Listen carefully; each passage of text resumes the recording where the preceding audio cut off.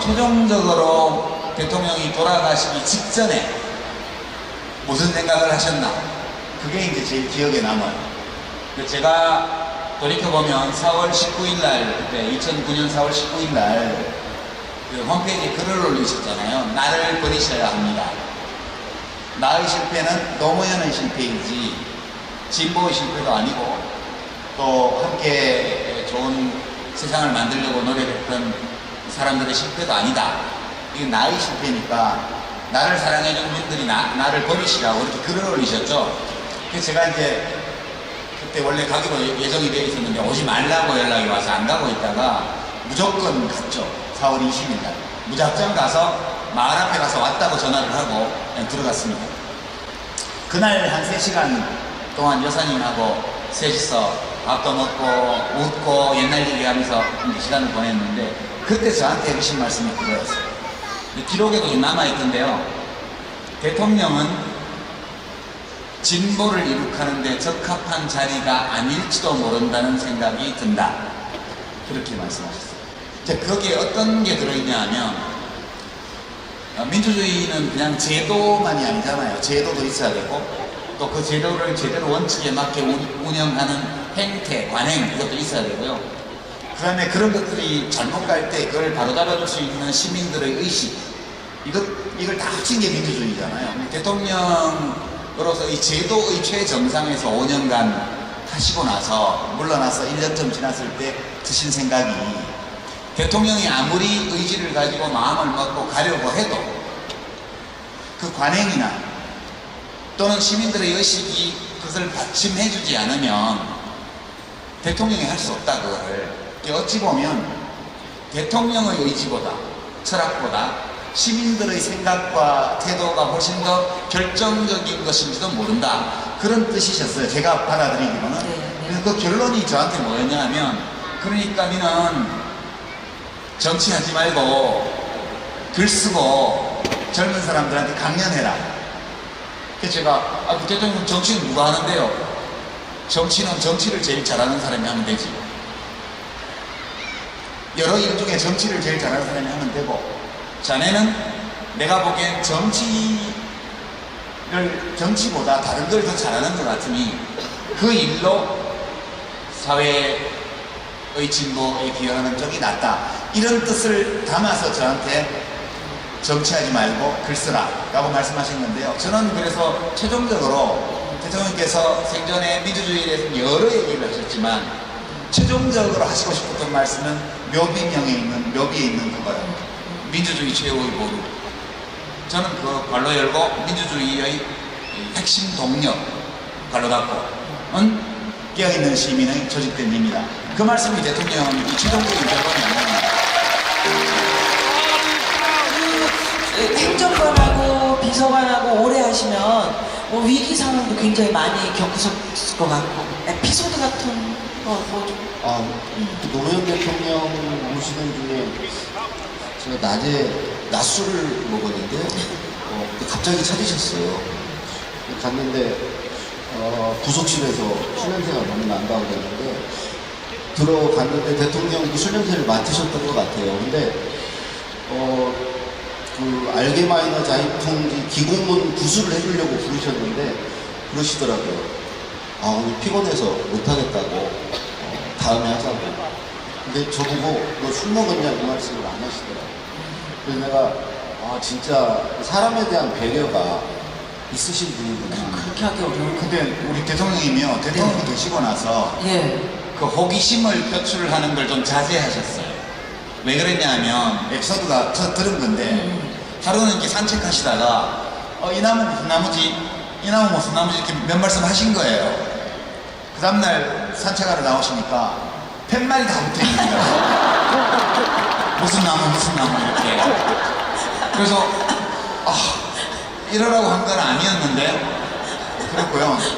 또 제가 들은 에피소드 하나는 이제 그 청와대 경내 뒷산에 다람쥐도 살고 청설모도 살았대요. 근데 어느 날 산책하시는데 청설모가 다람쥐를 막 괴롭히는 장면을 보신 거예요. 아이씨 못된 청설모 같은 이라고 쟤왜 저렇게 다람쥐를 괴롭히는 거야? 그러셨는데 그 다음날부로 청설모가 전원 체포돼가지고 동물원으로 가봤습니다. 네, 그런 일이 있고 나서 이게 호기심이 발동하거나 어떤 감정이 일어난다고 해서 바로바로 표현을 하면 경호실이 힘들구나. 네, 그러셔가지고 이 사장님이 유머가 많이 넣으셨어요. 아니 실제로 정말 제가 대통령님들 만나 뵀을 때도 김대중 대통령께서도 그런 배려가 굉장히 많으셨어요. 제가 청와대 그때 무엇 때문에 한번 초청을 받아가지고 갔었는데 그때 이제 제가 너무 이제 밥을 얻어먹으니까 죄송스러워가지고 제가 언제 한번 식사 대접을 해드리면 안 될까요? 그랬더니 안 됩니다. 결혼하시는 분들이 힘듭니다. 대통령 끝나고 한번 찾아오라고 해서 진짜 끝난 이후에 제가 찾아뵀던 그런 기억이 있거든요. 그러니까 참 그 배려하시는 마음들이 그렇죠. 네. 제가 대통령 구술을 받다가 노무현 대통령 구술을 받다가 두 번 화장실을 간 적이 있어요. 왜? 전 대통령 앞에 가면 긴장이 돼서 배가 아파요. 근데 구술이 길어질 것 같다는 생각이 들면 그때부터 이제 막 정말 배가 아파서 대통령님 말씀하시는데 대통령님 와. 저 화장실 이 대통령 계속 갔다 왔나? 갔다 오는데 다른 대통령 같으면 또 좀 짜증이 나실만 하잖아요. 자기 얘기하는 중간에 화장실 갔다 오는데 어디까지 했노? 그러시면서 어디까지 말씀하셨습니다. 그러는데 아무 일도 없던 것처럼 그걸 그냥 하시더라고요. 우리 같았으면 그랬을 텐데 니 조금씩 싸서 말리면 안 되겠어. 대통령님 연설문을 많이 쓰셨으니까 연설문 중에 가장 기억에 남는 연설문 뭐 있을까요? 그거는 뭐 제 좀 생각이 아니고 많은 분들이 네. 그 한일 관계에 관한 대통령 연설이 있어요. 독도는 우리 땅입니다. 이렇게 시작하는 연설인데요. 그걸 제일 뽑으시더라고요. 근데 그 연설은 그 초안이 없었어요. 대부분의 연설은 초안을 대통령이 보시고 고치시거나 구술을 해주셨는데 그 연설은 처음부터 직접 쓰셨어요. 직접 쓰셔서 보내주시고 한번 읽어봐라 이런 연설이었는데 그게 아마 가장 좋은 연설 아니에요. 그러면 그 장면을 우리가 한번 안 볼 수가 없잖아요. 그죠? 예, 보겠습니다.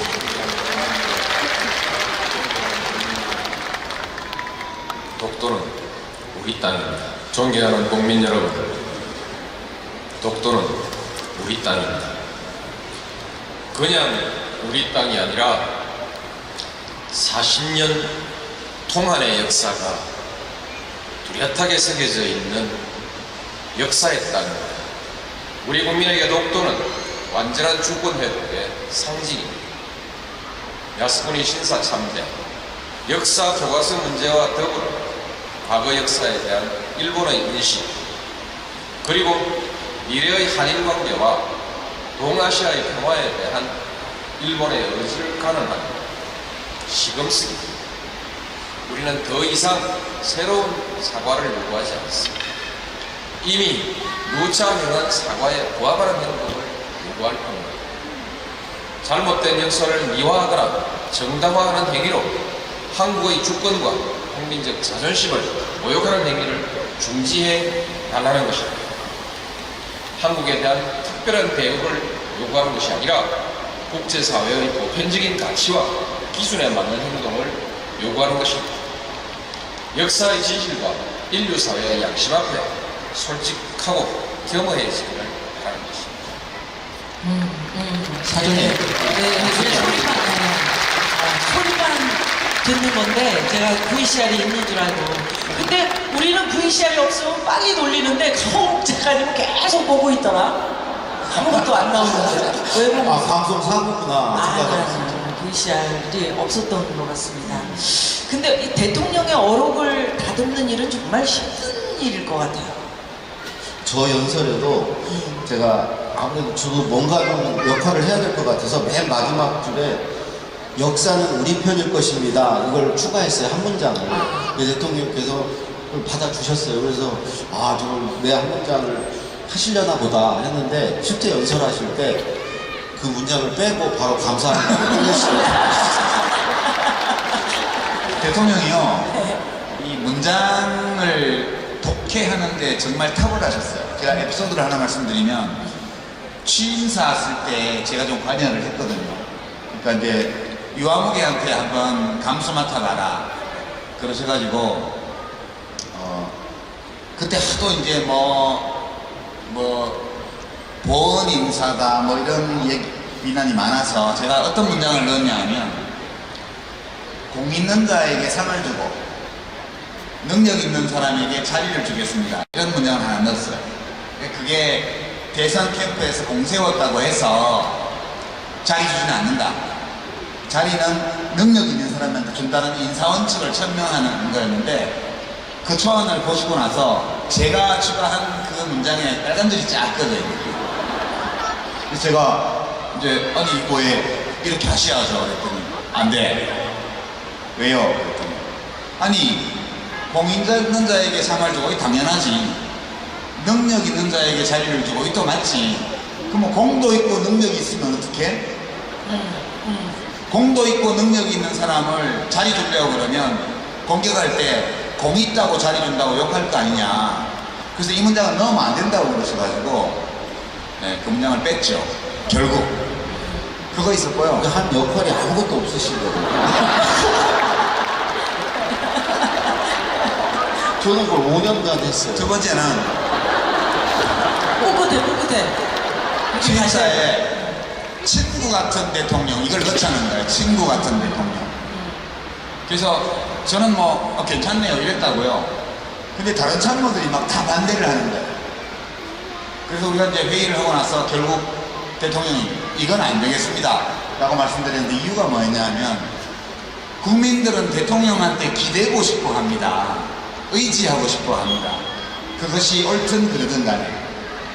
그 친구 같은 대통령은 같이 노는 대통령이잖아요.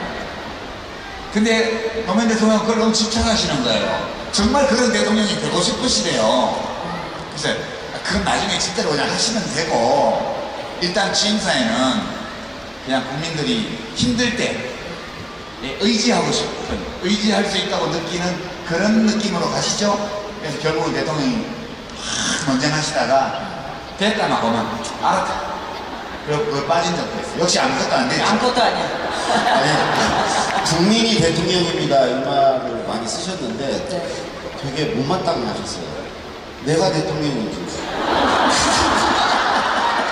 그런 식으로 말장난 하는 거 아니라고. 대통령은 나라고. 맞아. 뭘 국민이 어떻게 생각해? 대통령이라고. 그래, 너무 그냥 말로만 그렇게 하는 거 바람직하지 않다, 이런 마음이시군요. 자, 우리 이야기 너무 재밌죠? 이 얘기를 하다 보니까 30분이 후딱 넘었습니다. 그래서 오늘 우리가 이제 이 이야기의 주제로 삼으려는 노무현 대통령의 어떤 민주주의, 그 이야기를 안 할 수 없잖아요. 네, 이사장님 늘 강조하셨어요. 민주주의. 그건 뭘까요? 어떻게 다르게 얘기하나 한번 볼게요. 예. 노무현 대통령은 이제 평생, 그러니까 인권 변호사로서 활동을 시작한 이후로 늘 민주주의에 대한 말씀을 하셨어요. 근데 저는 이제 최종적으로 대통령이 돌아가시기 직전에 무슨 생각을 하셨나, 그게 이제 제일 기억에 남아요. 제가 돌이켜보면 4월 19일 날, 그때 2009년 4월 19일 날 그 홈페이지에 글을 올리셨잖아요. 나를 버리셔야 합니다. 나의 실패는 노무현의 실패이지 진보의 실패도 아니고, 또 함께 좋은 세상을 만들려고 노력했던 사람들의 실패도 아니다. 이게 나의 실패니까 나를 사랑해준 분들이 나를 버리시라고 그렇게 글을 올리셨죠. 그래서 제가 이제 그때 원래 가기로 예정이 되어 있었는데 오지 말라고 연락이 와서 안 가고 있다가 무조건 갔죠. 4월 20일 날 무작정 가서 마을 앞에 가서 왔다고 전화를 하고 그냥 들어갔습니다. 그날 한 3시간 동안 여사님하고 셋이서 밥도 먹고 웃고 옛날 얘기하면서 시간을 보냈는데, 그때 저한테 해주신 말씀이 그거였어요. 기록에도 좀 남아있던데요. 대통령은 진보를 이룩하는데 적합한 자리가 아닐지도 모른다는 생각이 든다. 그렇게 말씀하셨어요. 거기에 어떤 게 들어있냐 하면, 민주주의는 그냥 제도만이 아니잖아요. 제도도 있어야 되고 또 그 제도를 제대로 원칙에 맞게 운영하는 행태, 관행 이것도 있어야 되고요. 그 다음에 그런 것들이 잘못 갈 때 그걸 바로잡아줄 수 있는 시민들의 의식 이걸 다 합친 게 민주주의잖아요. 대통령으로서 이 제도의 최정상에서 5년간 하시고 나서 물러나서 1년쯤 지났을 때 드신 생각이 대통령이 아무리 의지를 가지고 마음을 먹고 가려고 해도 그 관행이나 또는 시민들의 의식이 그것을 받침해주지 않으면 대통령이 할 수 없다 그거를. 어찌 보면 대통령의 의지보다 철학보다 시민들의 생각과 태도가 훨씬 더 결정적인 것인지도 모른다 그런 뜻이셨어요. 제가 받아들이기로는.